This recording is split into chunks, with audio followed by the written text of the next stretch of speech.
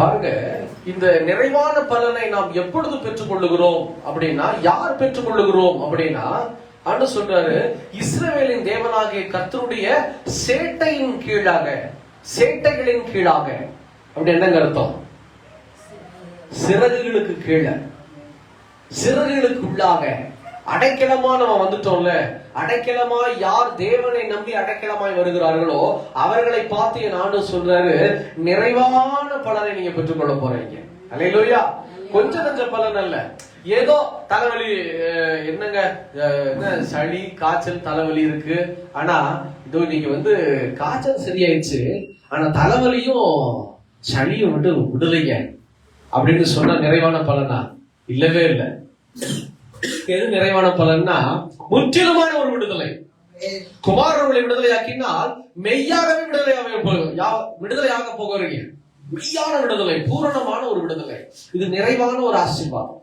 இதை பெற்றுக்கொள்ளணும் அப்படின்னா கர்த்தர் சொல்றாரு, என்னுடைய நிழலுக்குள்ள வந்துரு, என்னுடைய சேட்டைகளுக்குள்ள வந்துரு, என்னுடைய அடைக்கலத்துக்குள்ள வா, நான் உன்னை ஆதரிப்பேன். வெளியில எல்லாம் மழை பெய்யுது, பயங்கரமா மழை கொட்டுது, இல்லைன்னா பயங்கரமான வெயில், நம்ம என்ன செய்வோம்? எங்க தஞ்சம் போடுவோம்? பயங்கரமான வெயில் அடிக்கும் போது கொளுத்தி எடுக்குது, காரை வெளியே வைக்க முடியல, என்ன செய்வாங்க? வீட்டுக்குள்ளேயே, ஒரு வீடு கூட இல்லை, எங்க கூரை கிடைக்குதோ அங்க ஒதுங்கி கொஞ்ச நேரம் நிற்போம், மழைக்கும் வெயிலுக்கும். அதே மாதிரி தான் அவன் நானும் சொல்றாரு, என் மகனே என் மகளே, உனக்கு ஒரு ஆசீர்வாதம் வேணும்னா, உனக்குள்ள ஒரு சமாதானம் வேணும்னா, உன்னுடைய வாழ்க்கையில ஒரு கிருபை வேணும்னா நீ என்ன செய்யணும்? என்னுடைய சேட்டைகளுக்குள்ளாக நீ இதோ தஞ்சம் புகுற போது நான் உன்னை நிறைவான பலனை காண செய்வேன்னு சொல்லி கர்த்தர் நமத்தில் இணைப்பட்டு பேசுகிறார். அல்லேலூயா, அல்லேலூயா. இந்த வார்த்தை ரூத் அப்படிங்கிற ஒரு பெண்ணுக்கு போவாஸ் என்கிற ஒரு தேவ மனிதன் மூலமா வருகிற ஆலோசனை நிறைந்த, ஆசீர்வாதம் நிறைந்த ஒரு வார்த்தை தான் கர்த்தர் நமக்கு இந்த மாதம் கொடுக்கிறார். சரி, இந்த வசனத்தை வாசிக்கும் போது நிறைவான பலன் ஆண்டவர் தரன்றார். அவரை நம்பி வரும்போது, அவரை நம்பி வரும்போது, அப்படி இருக்கும்போது இதை வாசிக்கும் போது எனக்கு 2-3 சூழ்நிலைகள் எனக்கு ஞாபகம் வருது. என்ன சூழ்நிலை அப்படின்னு சொன்னா, எடுத்தவங்க வாசிக்கலாம். உபாகமம் 11ஆம் அதிகாரம் 11 மற்றும் 12 வாசி கேட்கலாம். உபாகமம் 11ஆம் அதிகாரத்துல 11 மற்றும் 12.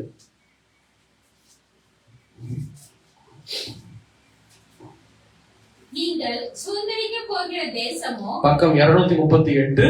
நீங்கள் சுதந்திரிக்க போகிற தேசமோ மலைகளும் பள்ளத்தாக்குகளும் உள்ள தேசம், மலைகளும் பள்ளத்தாக்குகளும் உள்ள தேசம், அது வானத்தின் மழை தண்ணீரை குடிக்கும் தேசம், அது உன் தேவனாகிய கர்த்தர் விசாரிக்கிற தேசம், விசாரிக்கிற தேசம், வருஷத்தின் துவக்கம் முதல் வருஷத்தின் முடிவு மட்டும் எப்பொழுதும் உன் தேவனாகிய கர்த்தரின் கண்கள் அதன் மேல் வைக்கப்பட்டிருக்கும். எப்பொழுதும் உன் தேவனாகிய கர்த்தரின் கண்கள் அதன் மேல் வைக்கப்பட்டிருக்கும். ஆண்டவர் சொல்றாரு, அங்க இருக்கிற இஸ்ரவேல் ஜனங்களை பார்த்து இந்த வசனத்தை சொல்லுகிறார். வானங்களை பூமி படைத்த தேவன். எதற்காக இந்த வசனத்தை சொல்லணும் அப்படின்னா, 430 வருஷம் அவங்க அடிமைத்தன வாழ்க்கையில வாழ்ந்திருக்கிறாங்க எகிப்துல. பயங்கரமான அடிமைன்னா சாதாரண அடிமை இல்லைங்க. அப்பாவும் அம்மாவும் இந்த கல்லை சுமக்கணும், மண்ணை சுமக்கணும், சிமெண்ட்டை சுமக்கணும். இன்னைக்கு இருக்கிற கல்லெல்லாம் ஒரு கல்லே இல்லை. அல்லேலூயா. இன்னைக்கு இருக்கிற செங்கல்லும் சரி, ஹாலோ பிளாக்ஸும் சரி, இதெல்லாம் ஒரு பெரிய கல்லே கிடையாது. ஆனா அங்கெல்லாம் கல்லை உடைச்சு பெரிய பெரிய பாறாங்கற்கள். இந்த எகிப்து தேசம் பார்த்துருக்கீங்கல்ல, மம்மி அப்படின்னு சொல்லிட்டு ஒரு படம் கூட வந்தது. அதுல நீங்க தேசத்தை பார்த்துருக்கலாம், எகிப்து தேசம். அங்கதான் முழுசா நீங்க பார்க்க முடியும். அந்த தேசத்துல பெரிய பெரிய கற்பாறைகள் எல்லாம் உடைச்சு அப்புறம் கட்டணும், கட்டுமான பணிகளை நிறைவேற்றணும். இதுக்காக தான் அவங்க அடிமையாய் கொள்ளப்பட்டிருக்கிறார்கள். கிட்டத்தட்ட 430 வருஷம். ஒரு 4 சந்ததி இல்ல 3 சந்ததியை சொல்லலாம். கிட்டத்தட்ட 2 அல்லது 3 சந்ததி அங்க உழைக்கிறாங்க. அப்பாவும் உழைக்கிறாங்க, அம்மாவும் உழைக்கிறாங்க. அங்க உழைச்சாதான் எல்லாமே, இல்லைன்னா அடி, இல்லைன்னா அட்டி உததான். படிப்பெல்லாம் கிடையாது. இந்த மாதிரி நம்ம எல்லாம் சுதந்திரமா இருக்கிற மாதிரி இருக்க முடியாது.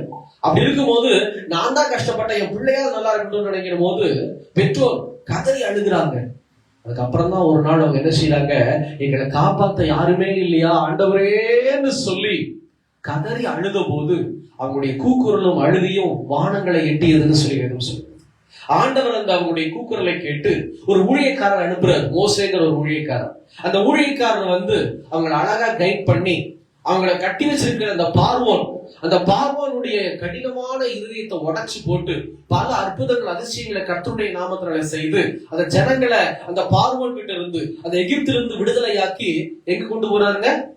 கானான் அப்படிங்கிற வாக்குத்தத்தம் நிறைந்த ஒரு தேசத்துக்குள்ளாக ஜனங்களை பிரவேசிக்க கொண்டு போயிட்டு இருக்கிறார். அப்படி கொண்டு போகும்போதுதான் ஆண்டவர் சொல்றாரு, எப்பா நீ கடினமான பாதையிலிருந்து வந்திருக்கிற, கஷ்டப்பட்ட, நீ கூக்குரல் இட்ட, நான் கேட்டேன், உன்னை சுகப்படுத்தி உன்னை பலப்படுத்தி உன்னை அழகா கொண்டு போறேன். எங்க கொண்டு போறேன் அப்படின்னா நல்ல அழகான தேசத்துக்கு உன்னை பிரவேசிக்க கொண்டு போக போறேன், புது இடத்துக்கு. அந்த புது இடம் எப்படி இருக்குமாமா? அந்த 11 வசனத்தை பாருங்களேன். நீங்கள் சுதந்திரிக்க போகிற தேசமோ மலைகளும் பள்ளத்தாக்குகளும் உள்ள தேசம், அது வானத்தின் மலை தண்ணீரை குடிக்கும் தேசம். எவ்வளவு அழகா இருக்கும் பாருங்களேன், கற்பனை பண்ணி பாருங்க. திடீர்னு உங்களுக்கு ஒரு 2 மாசம் வெக்கேஷன் ஃபுல்லா ஊட்டி கொடைக்கானல் மூணார் 2 மாசம் வெக்கேஷன் உங்களுக்கு ஃப்ரீ டிக்கெட். வேண்டாங்க, இருமலாகுதுங்க. பயங்கரமான வெயில் இங்க கொளுத்தி எடுக்குது. அந்த டைம்ல உங்களுக்கு ஒரு வெக்கேஷன் கிடைக்குது, என்ன செய்வீங்க? அங்க போயிருவீங்க சந்தோஷமா, கண்ணுக்கு குளிர்ச்சியா, அப்பா சோதனை 2 மாசம் நான் இருந்து. வெளிநாட்டுல இருக்கிற ஃபாரினர்ஸ் என்ன பண்ணுவாங்க பாத்துருக்கீங்களா? குளிர் பிரதேசத்துக்கு வெயில் அடிக்கும் போது அவங்க வெக்கேஷன் டைமே குளிர் பிரதேசத்துக்கு ஓடிடுவாங்க. அவங்களுடைய சேவிங்ஸ் அதுல ஒரு பார்ட் அதுல இருக்கும். அவங்க கிட்ட ஒரு பெரிய பெரிய பழக்கங்கள் உண்டு. ஃபேமிலியா அப்படியே போய் எங்க குளிர் பிரதேசம் இருக்கோ அந்த நாட்களை அங்க கழிச்சுட்டு தான் வருவாங்க. ஈவன் இப்ப கூட கொடைக்கானல் ஊட்டில எல்லாம் ஒரு பெரிய பெரிய 5 ஸ்டார் ஹோட்டல்ல நீங்க பாத்தீங்கன்னா அந்த ரூம் அவங்களுக்காகவே அலாட் பண்ணி வச்சிருப்பாங்க. கரெக்டா ஒவ்வொரு வருஷமும் இந்த ஏப்ரல் மேங்கிற மாதிரி அவங்களுக்கு ஒரு மாதம் இருக்கு ஒவ்வொரு தேசத்திலையும். அந்த மாதத்துல இவங்க இங்க வருவாங்க அப்படின்னு சொல்லுகிற ஒரு நாட்கள் உண்டு. அப்படியாகதான் இன்னைக்கு ஆண்டவர் சொல்றாரு, அப்படிப்பட்ட தேசத்தை நான் கொடுக்க போறேன். அது மட்டுமா, அதை விட பெருசு என்னன்னா 12ஆம் வசனத்துல, அதுவும் தேவனாகிய கர்த்தரின் விசாரிக்கிற தேசம். அதுவும் எப்படி? வருஷ துவக்கத்திலிருந்து வருஷ முடிவு வரைக்கும் அவருடைய கண்கள் அந்த தேசத்தின் மீதே இருக்குமாமா. எப்ப பார்த்தாலும் ஆண்டவர் நம்மளை பார்த்துக்கிட்டே இருக்கிறாருன்னு என்ன நடக்குங்க? ஒரு சில பேர் கேட்பாங்க, ஆண்டவரே உமக்கு கண் இல்லையா? பார்த்திருக்கிறீங்களா? நிறைய பேர் கேட்பாங்க, ஏகப்பட்ட பேரு. ஆண்டவரே இவ்வளவு கொடுமைப்படுறனே, இவ்வளவு அடி வாங்குறனே, இவ்வளவு கஷ்டப்படுறனே, இவ்வளவு தேவையில் இருக்கிறனே, நீங்க என்னை பார்க்கவே மாட்டீங்களா, என்னை வெறுத்துட்டீங்களா ஆண்டவரேன்னு சொல்லி இப்படி கையை நீட்டி எல்லாம் பேசுவாங்க. வேலை நிறைய பேர் நான் பார்த்திருக்கிறேன். அப்படி இருக்கிறதுனால ஆண்டவர் சொல்றாரு, நீ கை நீட்டியே பேச வேண்டாம், நான் உனக்கு கொடுக்கிற தேசத்துல எப்பவுமே என் கண்ணு உன் மேல இருக்கும். நம்மளா தேடிக்கிறத விட கர்த்தர் கொடுக்கிற ஆசீர்வாதம் இதுதாங்க பெரிய ஆசீர்வாதம். என்னைக்குமே நான் சொல்றேன், சிறுசோ பெருசோ நீங்களா தேடிக்கிட்டீங்கன்னு வச்சுக்கோங்க, நீங்க தான் பாக்கணும். அந்த வீட்டுக்கு வாட்ச்மேனும் இருக்க மாட்டாங்க, செக்யூரிட்டியும் இருக்காது, நாயும் இருக்காது. நீங்க ஏதாவது சத்தம் கிடைச்சு வச்சுக்கோங்க, நடக்கிற சத்தம், ஊர்ற சத்தம், நீங்க தான் குச்சி எடுத்துட்டு போய் என்னடா. வேலையில கூட பாத்திருக்கீங்களா? பிரைவேட் கம்பெனி வேலைக்கும், அதாவது பிரைவேட்ல 2 விதமான பிரைவேட் இருக்கு. இப்ப எந்த பிரைவேட் நம்ப முடியல. ஆஃபர் லெட்டர் கொடுத்தாலும் இப்படிங்கிறதுக்குள்ள வேலையை விட்டு தூக்கிடுறாங்க. கேட்டா அதை இதை சொல்லிடுறாங்க. அதனால எந்த பிரைவேட் நம்ப முடியாது. ஆனா அந்த நாட்கள்ல பிரைவேட் செக்டாருக்கும் கவர்மெண்ட் செக்டாருக்கும் வித்தியாசம் உண்டு. அதுவும் பிரைவேட்ல நல்ல ஐடி கம்பெனில உள்ள என்டர் ஆயிட்டீங்கன்னா உங்களுடைய பர்ஃபார்மன்ஸ் சூப்பரா இருந்துச்சுன்னு வச்சுக்கீங்களேன், நீங்க அப்படியே கிரேட் மேல ஏறிட்டே இருக்கும். இன்னைக்கு சீனியர்ஸ் எல்லாம் பாருங்க, ஐடி கம்பெனில இருக்க சீனியர்ஸ்க்கு எல்லாம் ஆரம்பத்துல இருந்து ஒரே கம்பெனில இல்ல 2-3 கம்பெனி மாறினாலுமே ஸ்டாண்டர்டா வச்சிருப்பாங்க அவங்களுடைய லைஃப. பயங்கர உயர்வா இருக்கும். ஆனா இன்னைக்கு இருக்கிற ஐடி கம்பெனிஸ் எல்லாம் டக்கு டக்கு டக்கு டக்குன்னு வேலையை விட்டு தூக்கிடுறாங்க. ஒரு சில சுயநலத்துக்காகவும், 2வது பர்ஃபார்மன்ஸும் நம்ம கிட்ட சரியில்லை. அது நம்ம பேச வேண்டாம், அது ரொம்ப ஆழமா உள்ள போயிடும். அப்படி இருக்கும்போது ஒரு சில பிரைவேட் கம்பெனில பாத்தீங்கன்னா அந்த கம்பெனி ஸ்டாண்டர்டா இருக்கும், உங்களை கரெக்டா வச்சுக்குவாங்க. உங்களுக்குன்னு ஒரு குவார்டர்ஸ், உங்களுக்குன்னு ஒரு அலாட்மெண்ட் இருக்கும். நிறைய கம்பெனிஸ்ல பாத்தீங்கன்னா இந்த பிள்ளைகளுடைய படிப்பு செலவுக்கு கூட ஒரு சில பெர்சன்டேஜ் கம்பெனி பொறுப்பெடுத்துக்கும். 2வது மெடிக்கல் இன்சூரன்ஸ் பாத்திருக்கீங்களா? அவங்க ஹோல் ஃபேமிலிக்கு மெடிக்கல் இன்சூரன்ஸ் இருக்கும். அப்போ ஏதாவது ஒரு பிரச்சனை நம்ம கம்பெனி நாடலாம். இது நல்ல நல்ல பிரைவேட் கம்பெனிஸ்ல, எம்என்சி கம்பெனிஸ்ல இருக்கு. அதே மாதிரி கவர்மெண்ட் கம்பெனி, கவர்மெண்ட் செக்டாருக்குள்ள போயிட்டோம்னா என்ன நடக்குதுங்க? எவ்வளவோ சலுகைகள் கொட்டி கிடக்கு. நல்லா படிச்சு நல்ல வேலைக்குள்ள நம்ம பிரவேசிச்சிட்டோம்னா தங்குற செலவு, தூங்குற செலவு, சாப்பிடுற செலவு, டிராவல் பண்ற செலவு எல்லாமே என்ன செய்யுதுங்க கவர்மெண்ட் அப்படியே எடுத்துக்கிறாங்க. ஆமாவா இல்லைங்களா? அந்த மாதிரி தாங்க கர்த்தருக்குள்ள வாழ்ற வாழ்க்கை. நான் சொல்லுவேன், இதை அனுபவிச்சு பார்த்தாதான் தெரியும். ஏசப்பாக்குள்ள நீங்க வாழ்ந்துட்டீங்கன்னா, அவருடைய சேட்டைகளின் கீழே நீங்க வாழ்ந்துட்டீங்கன்னா, அவர் தான் உங்களுக்கு பார்த்து பார்த்து ஒவ்வொன்று கொடுப்பாரு. அது ட்ரெஸ்ஸா இருக்கலாம், ஷூவா இருக்கலாம், இல்ல வேற எந்த சிறுசோ பெருசோ அது அவர் கொடுக்கறதா இருக்கும். ஹல்லேலூயா. அது அவர் தருகிறதா இருக்கும். பிரியமான சொன்னமே, என்னுடைய வாழ்க்கையில ஒவ்வொரு காரியத்தையும் நான் சாட்சியாய் சொல்லலாம். அதை சொல்ற டைம் இருக்காது. தேவனுடைய நாமத்தின் மகிமைக்காக சொல்லும் போது அவ்வளவு கர்த்தர் நல்லவராய் இருக்கிறார். என்னை ஊழியத்துக்கு அழைக்கும் போது ஆண்டவர் சொன்னார், முழு நேரம் ஊழியத்துக்கு வாடா அப்படின்னு. நான் சொன்னேன், வரமாட்டேன், எனக்கு வேலை கொடுங்க, நான் வேலை செஞ்சுட்டே ஊழியம் பார்க்கணும். ஏன்னா எனக்கு தேவை இருக்கும், நான் எங்க போய் நிற்பேன். ஆண்டவர் சொன்னாரு, நான் ஒன்னு ஆசீர்வதிப்பேன், நீ அதெல்லாம் பயப்படாத.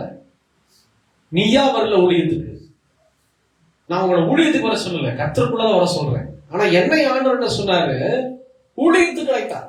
முழு நேரமா, பார்ட் டைமா இல்ல, ஃபுல் டைம் மினிஸ்ட்ரிக்கு வா, நான் உன்னை பாதுகாப்பேன், நான் உன்னை ஆசீர்வதிப்பேன், உன் இருக்கிற எல்லாரையும் நான் பார்த்துக்குவேன். ஆனா நீ என்னை நம்பி மட்டும் உள்ள வரணும். எத்தனை விசுவாசிகள் நான் கொடுத்தாலும் நம்ப கூடாது. நம்ப கூடாதுன்னா என்ன, உங்களை நம்ப கூடாதா? இல்ல, உங்க மூலமா வரக்கூடிய நன்மைகளை நான் பெருசா பார்க்க கூடாது. அல்லேலூயா. இப்ப திடீர்னு பிரின்சி ஒரு 2 லட்சம் 3 லட்சம் கொடுக்குறா டொனேஷன், உடனே பாக்குறாங்க, கர்த்தருடைய ஆசீர்வதிப்பேன், எல்லாரும் ஆசீர்வாதமா இருக்கும். 2 லட்சம் டொனேஷன் செக் எழுதுறாரு பிரின்சி. பிரின்சி 2 லட்சம் ரூபாய் நம்ம சர்ச்சுக்கு நம்ம மினிஸ்ட்ரி கொடுத்து அடுத்த செகண்ட், வாங்க பிரின்சி, பிரின்சி முதலிடம் போடுங்க, பிரின்சி வாங்க. அதை செய்தேன், கர்த்தருடைய கரவனை விட்டு போயிட்டோம். அண்ணன் சொன்னாரு, எப்பேற்பட்ட மனுஷன் உன் மினிஸ்ட்ரிக்குள்ள வந்தாலும் இது நான் உனக்கு கொடுத்த ஊழியம், நீ என்ன நம்பி மட்டும்தான் உள்ள இருக்கணும். அவங்க கொடுக்குறாங்க, இவங்க செய்யறாங்க, அவங்க அதெல்லாம் இல்ல. எந்த மனிதனுக்கும் உன்னுடைய வாழ்க்கையில முதலிடம் கொடுக்க கூடாது, என்னை தவிர அப்படின்னு சொல்லி கர்த்தர் எனக்கு ஒரு வார்னிங் கொடுத்தார். இன்னைக்கு வரையிலும் அந்த வார்னிங்ல நான் சரியா இருக்கிறேன்னு சொல்லி நான் விசுவாசிக்கிறேன்.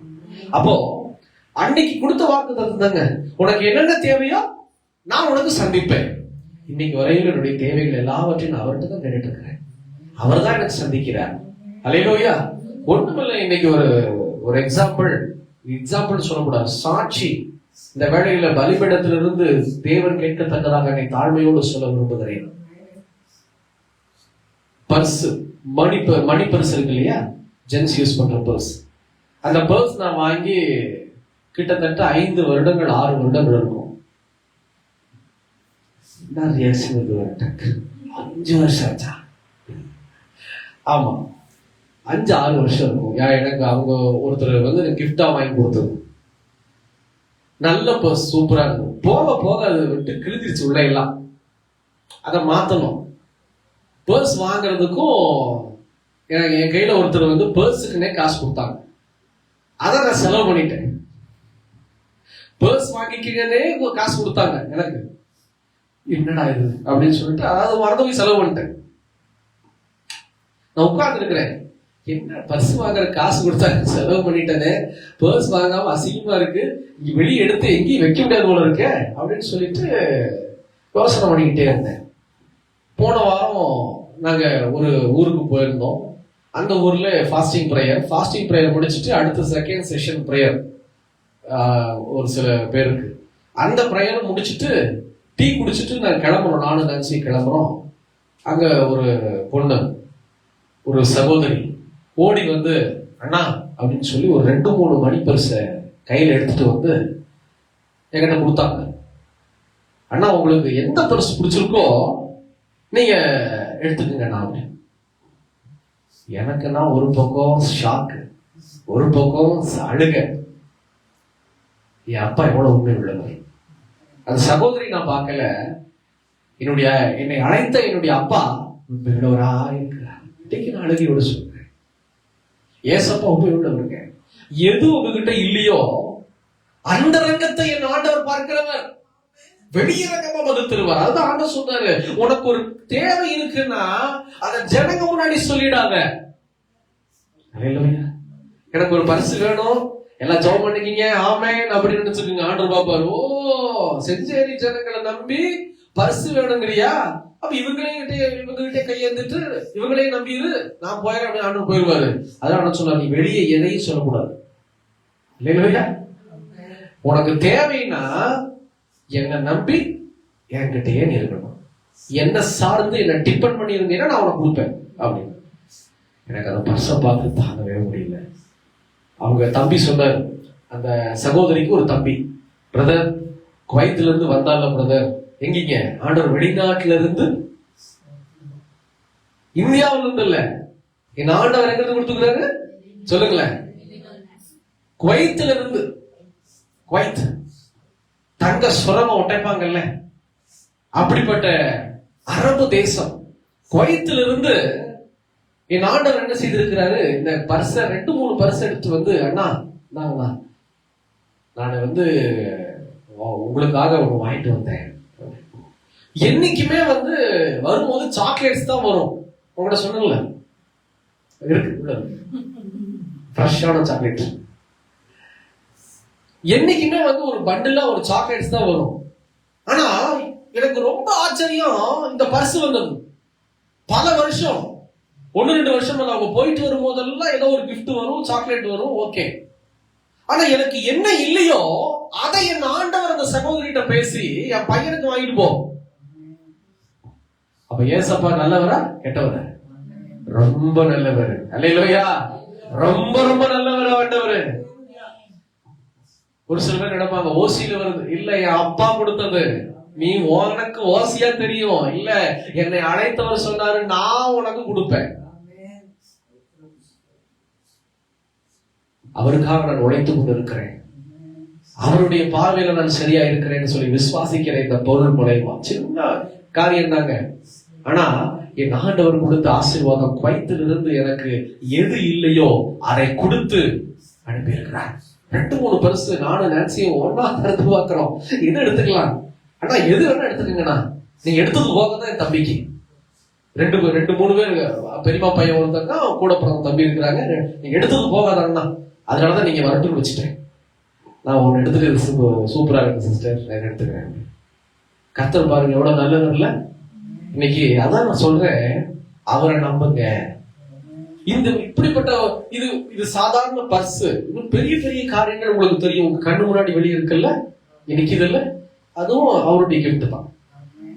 6 லட்சமும் அவருடைய கிஃப்ட். இந்த பர்சுடைய ரேட் எனக்கு என்னன்னு தெரியல, இதுவும் அவருடைய கிஃப்ட். என் தேவனால கூடாதது ஒன்றுமில்லை, அவர் சர்வ வல்லமை உள்ளவர். என் அழைக்கும் போது என் கையில ஒண்ணுமே இல்லை, வேலையை விட்டுட்டு வானாரு, ரிசைன் பண்ணிட்டு என்ன மட்டும் நம்பி வா. உன் அப்பாவை நம்ப கூடாது, உன் அம்மாவை நம்ப கூடாது, அப்ப கல்யாணம் ஆகல, உனக்கு வரக்கூடிய மனைவியை நம்ப கூடாது, உன் பிள்ளையை நம்ப கூடாது, என்ன மட்டும்தான் நீ நம்பணும். இத மட்டும்தாங்க ஏசப்பா கேட்பாரு நம்ம கிட்ட, என்ன நம்பு. இந்த நம்பிக்கையை மட்டும்தான் கொடுக்க முடியல நம்மனால. இல்லையா? இந்த நம்பிக்கையை கொடுக்க முடியுதா உங்களுக்கு? யோசனை பண்ணி பாருங்க. நீங்க ருசி பார்த்துட்டீங்கன்னா ஏசப்பாவை, அவர் என்ன செய்வாருன்னா, நீங்க நம்பிக்கையை மட்டும் ஆண்டவத்தை கொடுத்துட்டீங்கன்னா, என்ன நம்பிக்கைக்கு ஆண்டவர் கேட்கிறாருன்னா, ஒரு கடுகளவு கடுகு பார்த்துருக்கீங்களா? கையில வச்சு பாருங்களேன், ஊதி விட்டு பறந்துடும். அந்த கடுகளவு என் மேல நம்பிக்கை உனக்கு இருந்துச்சுன்னா, உனக்கு எங்க இருந்து வேணாலும் எதை வேணாலும் கொண்டு வருவேன். இஸ்ரவேல் ஜனங்க வழி நடந்துட்டு போயிட்டு இருக்கும் போது பசி, ஆண்டவர்கிட்ட கேட்கிறாங்க, ஆண்டவரே, ஆண்டவர் வந்து வானத்தின் மன்னாவை கொடுக்கிறாரு. அந்த மன்னாவை சாப்பிட்டு சாப்பிட்டு அழுத்து போச்சு. ஒயிட் ரைஸே சாப்பிட்டு சாப்பிட்டு நமக்கு என்ன இருக்கும்? பார்த்தாலும் சாப்பாடு, சாம்பார், ரசம், பிரியாணி வச்சு அப்படி இருக்கும். பிரின்ஸுக்கு என்ன பிடிக்கும்? பிரியாணி, சிக்கன், அது மட்டன், அது இதுன்னு வச்சு முட்டை எல்லாம் வச்சு முன்னாடி வச்சா, அப்பா ஸ்தோத்திரம், நீங்க அடிடா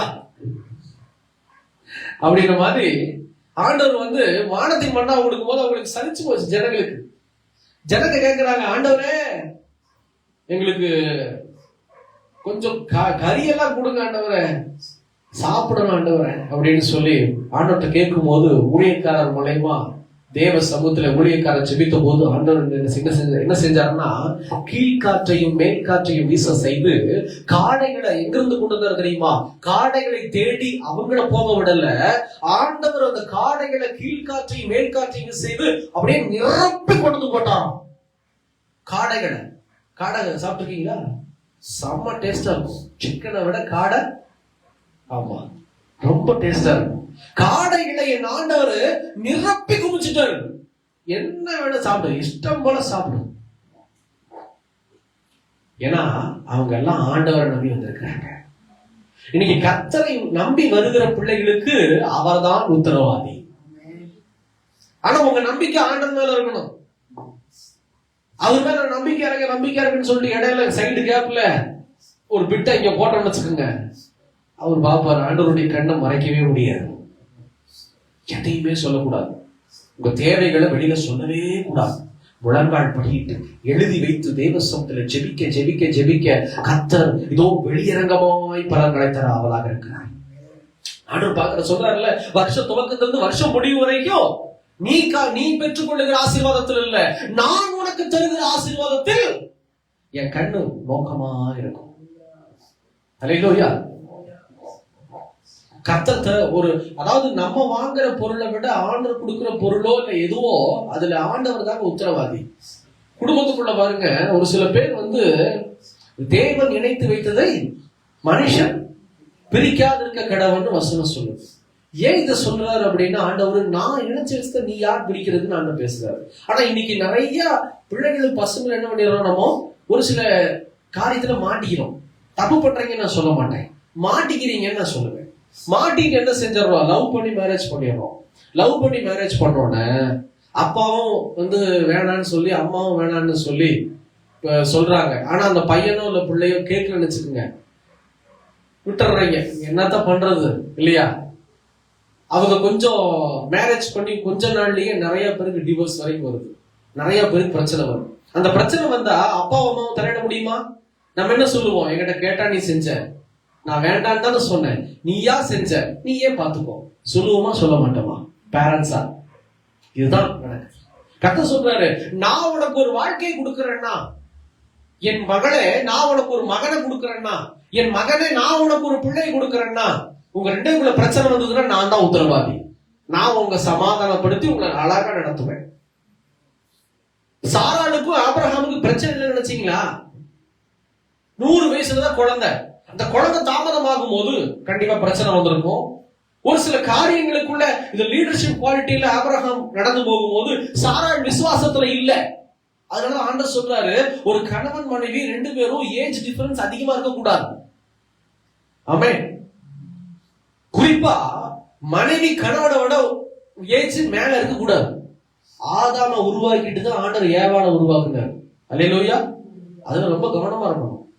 நிறைய கிறிஸ்தவங்க தப்பு பண்ணிக்கிட்டு இருக்கிறோம். என்ன தெரியுங்களா, பையனுக்கு ஒரு பிள்ளை பார்க்கிறோம் அப்படின்னா அந்த பிள்ளை வயது மூத்தவங்களா இருந்தாலும் ஓகே சொல்லிடுறோம். அது தவறு. இதனால இப்போ உங்களுக்கு தெரியாது, போக போக என்ன நடக்கு தெரியுமா, அவங்க டீச்சரா மாறிடுவாங்க. ஏன்னா அவங்க வயசு மெச்சூர்ட் லெவல் இருக்கு. ஆமாவா இல்லைங்களா? குட்டி பிள்ளையா இருக்கும் போது நீங்க வேற, பெரிய பிள்ளையா மாறும் போது நீ டீச்சரா மாறிட்டியா? ரெண்டு காண இன்னைக்கு இந்த 2 குழந்தைகளுக்கு இவளை பார்த்தாலே திருண்டா இருக்கிறா. இன்னைக்கு அந்த 2 குழந்தைகளுக்கு இவன் டீச்சரா நான் நம்ப முடியல. ஹல்லேலூயா, ஹல்லேலூயா. பாருங்க, கால சூழ்நிலைகள் மாறுகிறது. அப்ப எப்பவுமே ஒரு பையனை நீங்க உங்க பிள்ளைக்கு பாக்குறீங்கன்னா ஒரு ஏஜ் டிஃபரன்ஸ் 2 வருஷம், குறைந்தபட்சம் 2 வருஷமாவது இருக்கணும். அவன் கொஞ்சம் மேல, அந்த பையன் கொஞ்சம் மேல இருக்கணும். என்னைக்குமே ஆண்கள் தான் மேல இருக்கணும் வயதுல. நான் ஆண்களுடைய கர்ப்பத்துக்காக நான் பேசவில்லை. அவங்களுக்கு அந்த மெச்சூர்னஸ் இருக்கும். அதுக்குன்னு சொல்லி 10 வருஷத்தை வளர்க்க கூடாது. 10 வருஷம் டிஃபரன்ஸையும் ஒரு சில பேர் பார்த்து கல்யாணம் பண்ணிக்கிறாங்கப்பா. ஆணுக்கும் பெண்ணுக்கும் பார்த்தா 10 வருஷம் இருக்கும். ஆனா லவ்ன்றுவாங்க. கண்ணு தெரியாத லவ். நான் சொல்லுவேன், இப்ப தெரியாது உனக்கு ஆப்பு, போக போகதான் தெரியும். அதாவது இந்த பெண் 40 வயது வரும்போது அந்த ஆண் என்ன வயசா இருப்பாரு? 50 வயசு. 50 வயதுல இருப்பாரு. 50 வயதுக்கு அப்ப டைம் நடந்து யோசிக்க தோணும், வாக்கிங் போகணும்னு தோணும். ஆனா இந்த பொண்ணுக்கு என்ன தோணும்?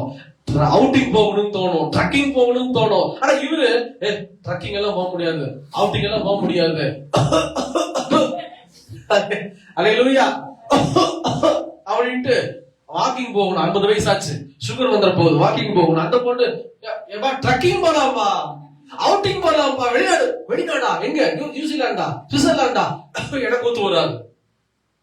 இதனாலதான் நான் சொல்றேன், 10 வயசு டிஃபரெண்ட்ல நீங்க திருமணம் செய்யக்கூடாது. திருமணத்துல ரொம்ப கேர்ஃபுல்லா நீங்க ஹேண்டில் பண்ணணும். கர்த்தருடைய வேதவசனம் சொல்லுகிறது, ஒரு பையனை நீங்க சூஸ் பண்றது, பிள்ளையை சூஸ் பண்றது சர்வ சாதாரணமான காரியம் அல்ல. ஏழோ தான் ஒரு பையனையோ பிள்ளையை சூஸ் பண்ணிட்டீங்கன்னா கடைசியில நீங்க தான் அழுதுகிட்டு கிடப்பீங்க.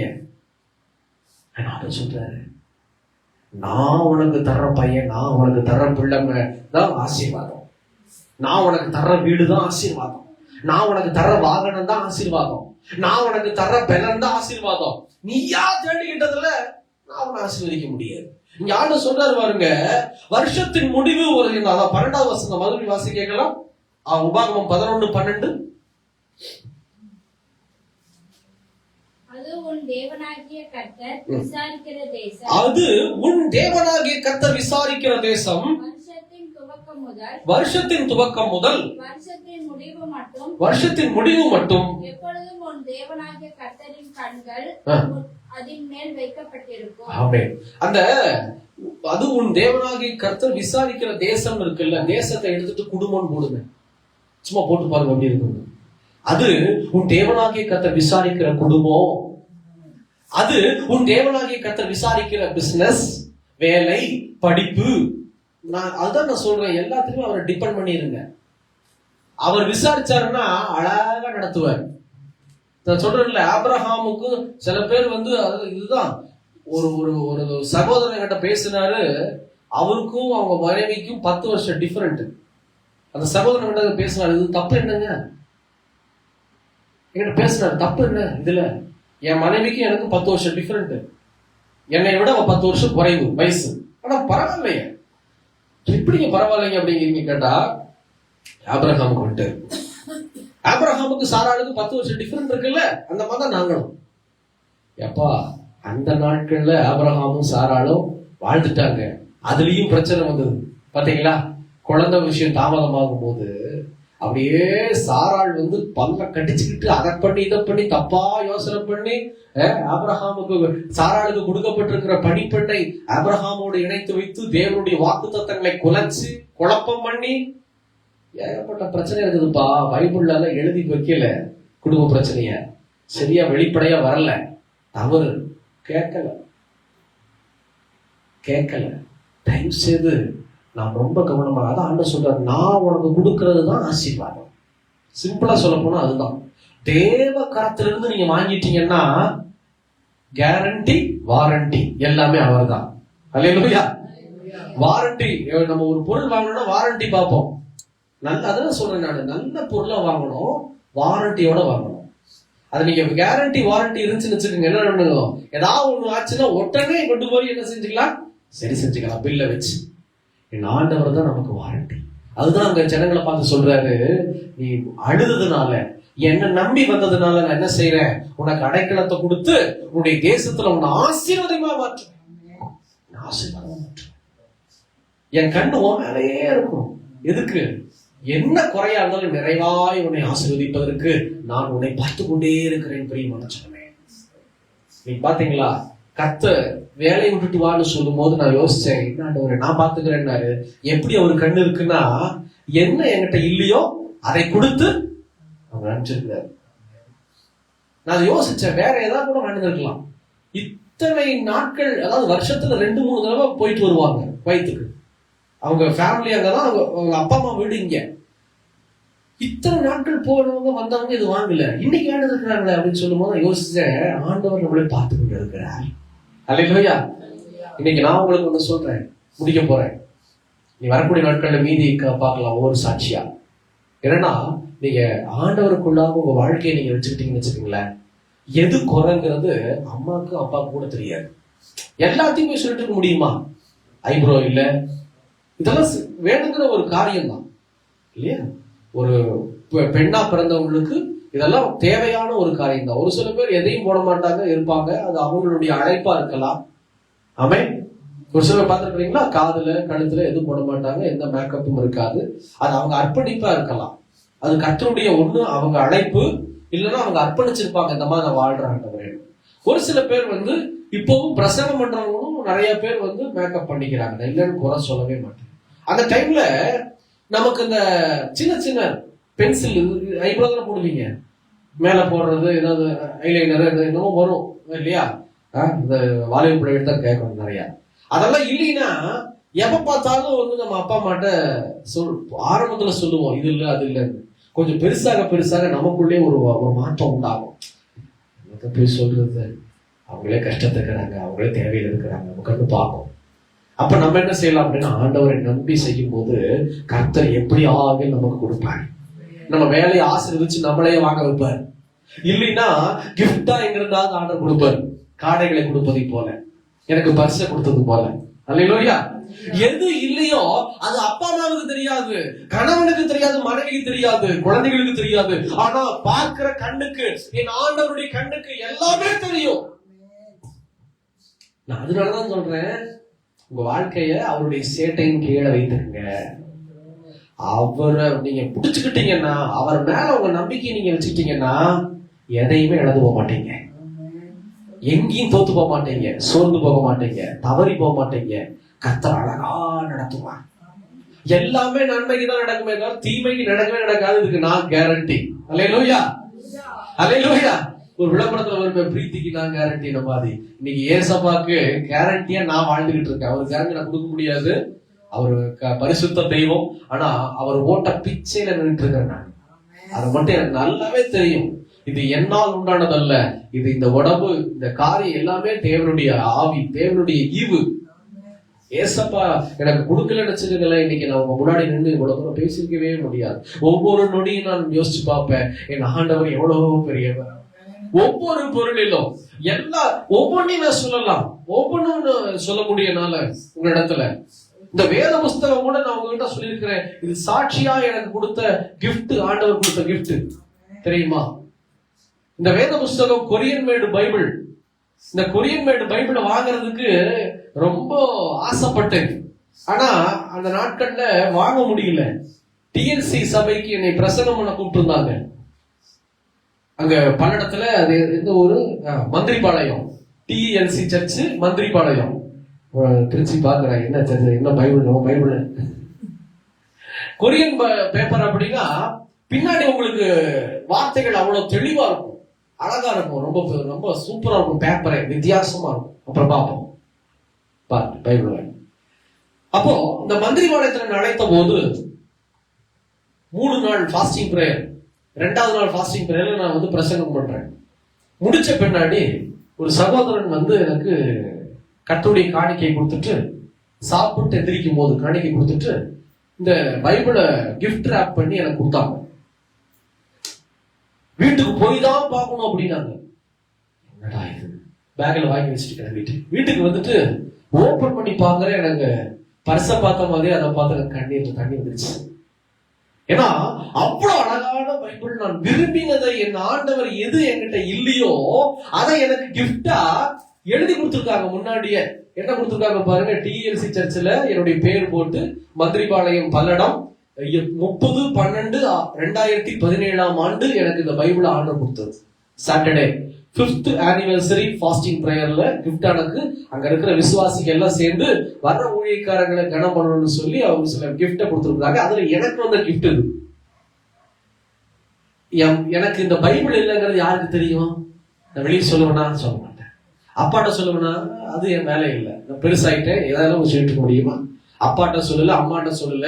கையில காசு இருக்கும், ஆனா வாங்குறதுக்கு மனம் இருக்காது. இவ்வளவு விலை கொடுத்து வாங்கணுமா? ஏன்னா இது வந்து 1000 ரூபாய்க்கு மேல 2017 அப்போ. இப்போ கொஞ்சம் கம்மியாயிடுச்சு, ஆனா அப்போலாம் ரொம்ப ரேட் ஜாஸ்தி. கொரியன் மேட் பைபிள் இவ்வளவு விலை கொடுத்து வாங்கணுமா? சரி இருக்கட்டும் இருக்கட்டும் இருக்கட்டும், நமக்கு வேற ஏதாவது செலவு இருக்கே மனமே இருக்காது. யாரும் பார்த்தாரு, அட கஞ்ச பிசினாரி, எவ்வளவு கொடுத்தாலும் நீ வாங்க மாட்டேன், இரு நானே உனக்கு மன்னாவை கொடுத்துறேன்னு சொல்லி என் ஆண்டவர் மந்திரிபாளைய சர்ச்சில் இருந்து எனக்கு கொடுத்த கிஃப்ட்டுங்க அந்த பைபிள். அல்லேலூயா. எது இல்லையோ அதை என் ஏசப்பா எனக்கு கொடுத்திருக்கிறார். எத்தனையோ சொல்ல முடியும், எத்தனையோ சொல்ல முடியும். ஏன்னா என் வாழ்க்கையில எல்லாமே அவருடைய கிஃப்ட், அவருடைய பிச்சை, அவருடைய கிருபை. ஏன்னா அவர் என்னை அழைத்த அழைப்பு அப்படி. நான் யோசிச்சு பார்ப்பேன், நானே இப்படி இருக்கிறேன்னா கர்த்தருக்குள்ள வளர்ந்த எத்தனையோ ஊழியக்காரங்க இருக்கிறாங்க. ஒண்ணுமே இல்லை, அற்பம். அடிக்கடி மோகன் சீலாசன் செய்யாத யோசனை பண்ணி பார்ப்பேன். இத்தனை கிருபப்பா அந்த தேவ மனிதருக்கு. அவரையே நம்பி இருக்கிறாரே. இன்னைக்கு அவர் வாழ்றதெல்லாம் கிருபைங்க. அல்லேலூயா. இந்த வயசுலயும் ஓடுறாரு பாருங்க, ஓட்டம் பார்த்துருக்கீங்களா? சனிக்கிழமை மீட்டிங்ல கூட அவர் ஒரு சில நாட்கள் பார்க்க முடியல. எங்கன்னு பார்த்தா அந்த தேசம் இந்த தேசம். இந்த வயசுல நான் ஓடுவேன்னு எனக்கு தெரியல. ஆனா அதெல்லாம் அவருடைய கிருபை, தேவ கிருபை இருக்கிற அருமையான தேவச்சனமே. இத்தனை சாட்சிகளை நான் உங்களுக்கு முன்னாடி நான் வைக்கிறேன். இப்பவாச்சு ஏசப்பாவை நம்புங்க, ஏசப்பாவை மேல ஒரு நம்பிக்கை வைங்க.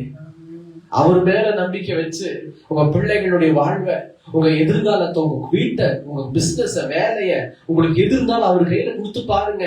ஆண்டவர் சொல்றாரு, கர்த்தர் மேல் பாரத்தை வைத்து விடு, கலங்கி தவிக்காத. ஆனா நம்ம என்ன பண்றோம்? கலங்கிட்டு தவிச்சுக்கிட்டு நம்மளே தான் இருக்கிறோம். அந்த கலக்கமும் தவிப்பும் போகணும்னா அவர் மேல பாரத்தை வச்சு அவருக்குள்ள நீங்க வாழணும். என்னங்க செய்யறது அவருக்குள்ள வாழ்றதுக்கு அப்படின்னா, எப்பவும் போலதான் தினமும் எந்திரிச்சோன்னு அப்பாட்ட பேசிடணும். ஜெப நிலையில அப்பாட்ட பேசாம இருக்கவே கூடாது. ஜெபம் பண்ணணும். தினமும் வேதத்தை வாசிக்கணும். வசனத்துக்குள்ள உங்க வாழ்க்கையை வச்சுக்கணும். வசனத்தின்படி வாழ்றான்னு சொல்லி சிந்திச்சு பார்த்துக்கிட்டே இருக்கணும். வசனத்தின்படி வாழ்ந்து, மூணாவது சபை கூடி விடுதலை விட்டுவிடக் கூடாது. ஏன்னா இங்கதான் நீங்க கத்துக்கிறீங்க இதெல்லாம். அல்லேலூயா. எத்தனையோ சாட்சிகளை யூடியூப்ல கேட்கலாம். ஆனா சபையிலிருந்து வருகிற சாட்சி தான் ஆசீர்வாதம். சொல்றீங்க ஆல்பாவுடைய ஆசீர்வாதம் இல்லையா? ஆசீர்வாதம் தான். ஆனா இங்க ஆண்டவர் என்ன போட்டிருக்கிறாருன்னா, கடைசி நாளில எனக்கு இதுல ஒரு கேரண்டி இருக்குது. கடைசி நாளில சபையிலிருந்து தான் நியாய தீர்ப்பு துவங்கும்னு சொல்லி எழுதியிருக்கேன் தவிர ஃபாஸ்டிங் பிரேயர் நடக்கிற இடத்துல நியாய தீர்ப்பு துவங்கும்னு போடல. அல்லேலூயா. அருமையான தேவ மனிதர் ஊழியக்காரர் மோகன் சிலாசையா பாருங்க, ஞாயிற்றுக்கிழமை அவருடைய கூடாரம் 24/7 ஒர்க்கிங். கர்த்தர் கொடுத்திருக்கிற அவருடைய ஊழிய கூடாரத்துல. ஆனா இந்த ஞாயிற்றுக்கிழமை கால செக்ஷன் மட்டும் என்ன செய்ய மாட்டாரு ஐயா? வைக்கவே மாட்டாரு. நல்லா பாத்துக்கிறீங்களா? சபைக்கு முக்கியத்துவம் கொடுப்பாங்க ஐயா. அவரே சொல்லுவாரு, நான் சபைக்கு போகிறேன்னு சொல்லி. அல்லேலூயா. அப்போ அவருக்கு தெரியுது, ஊழியக்காரர் சொல்லி இருக்கிறாரு தேவனுடைய வார்த்தையை. என்னன்னா சபையிலிருந்து நியாய தீர்ப்பு துவக்குது. அதனாலதான் நான் சொல்றேன், நீங்க சபையை விட்டு விடக்கூடாது. உங்களுக்கு கொடுத்திருக்கிற சின்ன சபையோ பெரிய சபையோ அது ஆவிக்குரிய சபையா இருக்குமானா நீங்க விடவே கூடாது. ஏன்னா இங்க இருந்துதான் நியாய தீர்ப்பு ஸ்டார்ட்டே ஆகுது. அல்லேலூயா. இது எப்படி சொல்லலாம் அப்படின்னா, பல்லடம் ஒரு சில நாள் பல்லடத்துல ஊழியத்தை முடிச்சுட்டு தீபாவளி சில டைம் எல்லாம் வரும்போது பல்லடத்துல இருந்து பஸ் ஏறி உடுமலைப்பேட்டை போக பார்ப்பேன். பஸ் ஏன்னா கிடைக்குமா, உட்கார முடியுமா? எம்சி முடியவே முடியாது. நான் பார்ப்பேன், ரொம்ப டயர்டா இருக்கும். சாப்பிட்டு தான் அனுப்புவாங்க. ஒரு சில இடத்துல சாப்பிட்டுட்டு பஸ் ஏறும்போது ரொம்ப டயர்டா இருக்கும், தூக்கமா இருக்கும். பார்த்தா அவ்வளவு கூட்டமா இருக்கும்.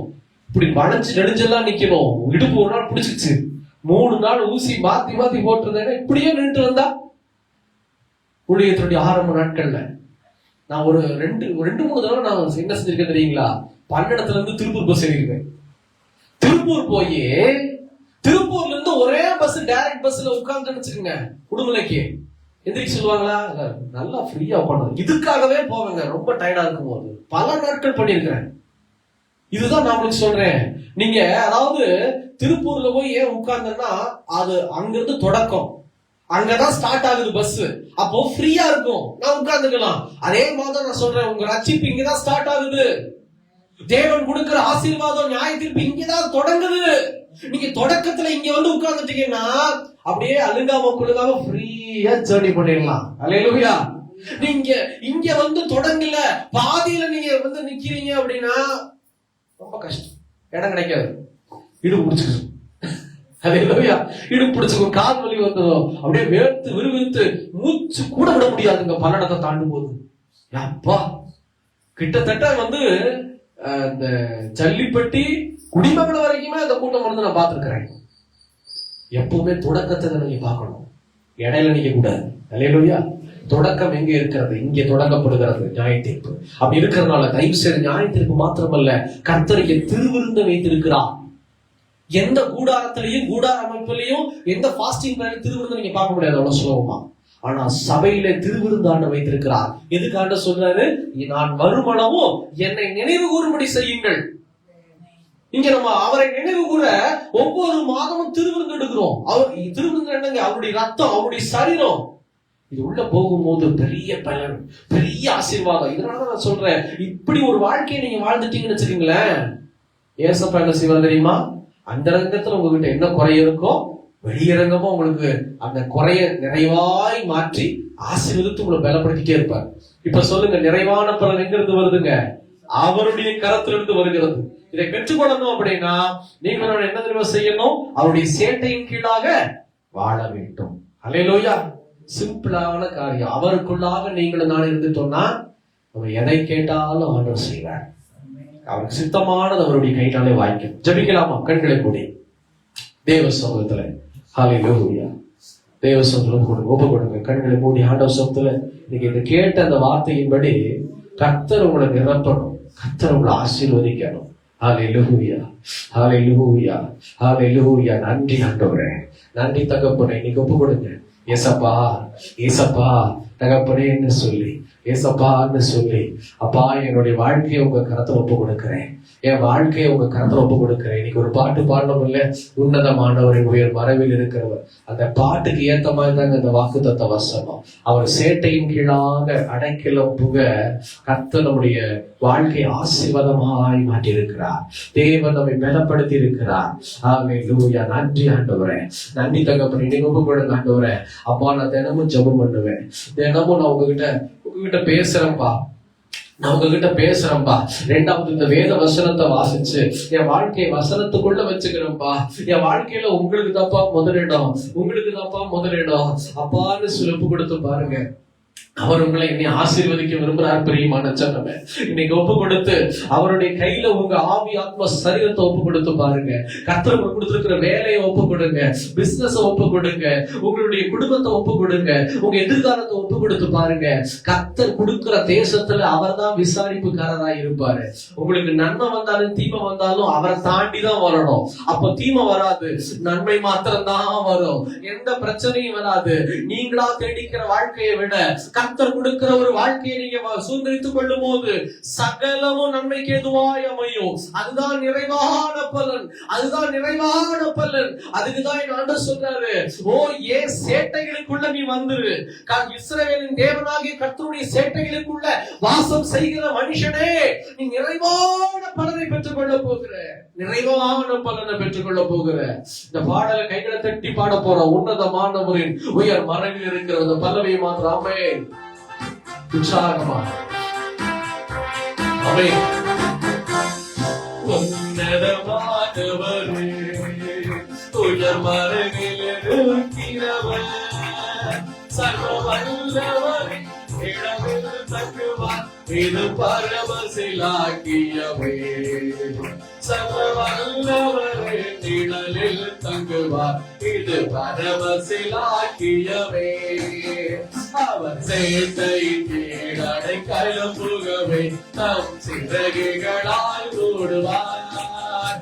அவர் சேட்டை கீழடை கலப்புகவே தம் சிறகுகளால் மூடுவார்.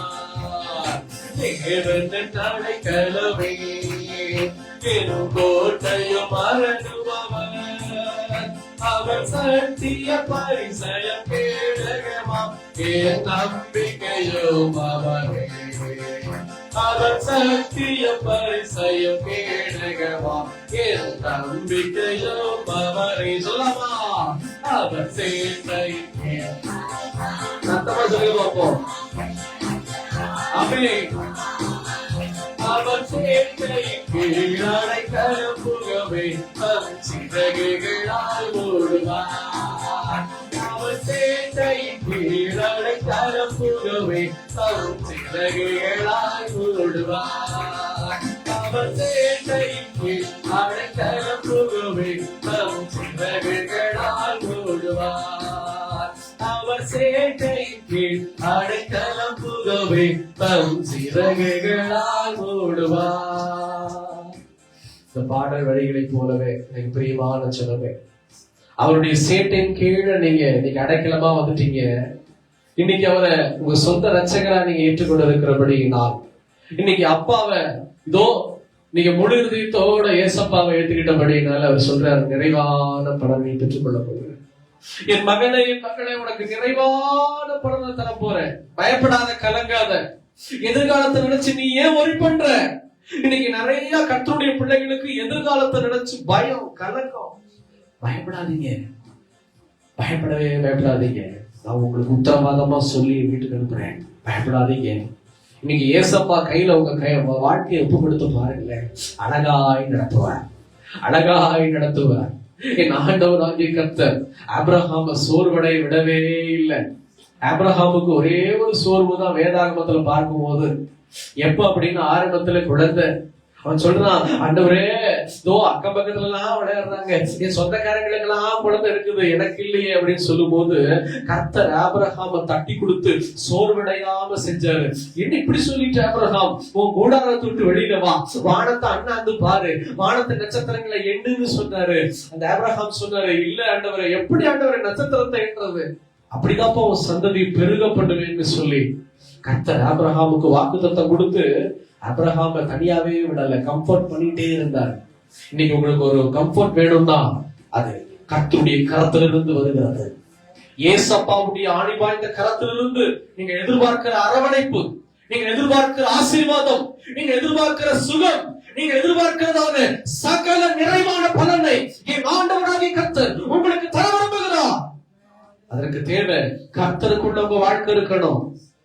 ஒப்புக்கொள்ளுங்க. நான் தினமும் ஜெபம் பண்ணுவேன், தினமும் வேதத்தை வாசிப்பேன், தினமும் நான் ஆண்டவரே வசனத்தின்படி வாழுவேன், சபைக்கு வருவேன், திருவிருந்து பந்தியில பங்கு பெறுவேன், ஆண்டவரே உமக்கு ஏற்றபடி வாழுவேன். அப்படி இருக்கிறபடினால ஒரு நிறைவான பலனை எனக்கும் என் வீட்டாருக்கும் தகப்படைய தேசத்தில் இருக்கிற ஜனங்களுக்கும் தருவீராக. ஒப்புக் கொடுக்கிற நம்முடைய பிள்ளைகளை கண்ணோக்கி பார்த்து கர்த்தர் தொட்டு ஆசீர்வதிக்க ஆண்டவரே, கர்த்தர் தொட்டு பலப்படுத்தும். நீங்க கொடுத்த அந்த வாக்குத்தத்த வசனத்துக்காக ஸ்தோத்திரம். தொடர்ந்து கிரியை செய்ய, தொடர்ந்து ஆசீர்வதிங்க. அங்க எவ்வளவு வேணும் சிறுங்க, அவ்வளவு வேணும் இந்த மாதம் முழுவதும், வருகிற நாட்கள் முழுவதும் பெருகுவீராக. துதிகன மகிமையெல்லாம் இயேசுவுக்கேன்னு சொல்லி தாழ்த்தோம். இயேசுவை நாமத்தில் பிதாவே, ஆமென், ஆமென்.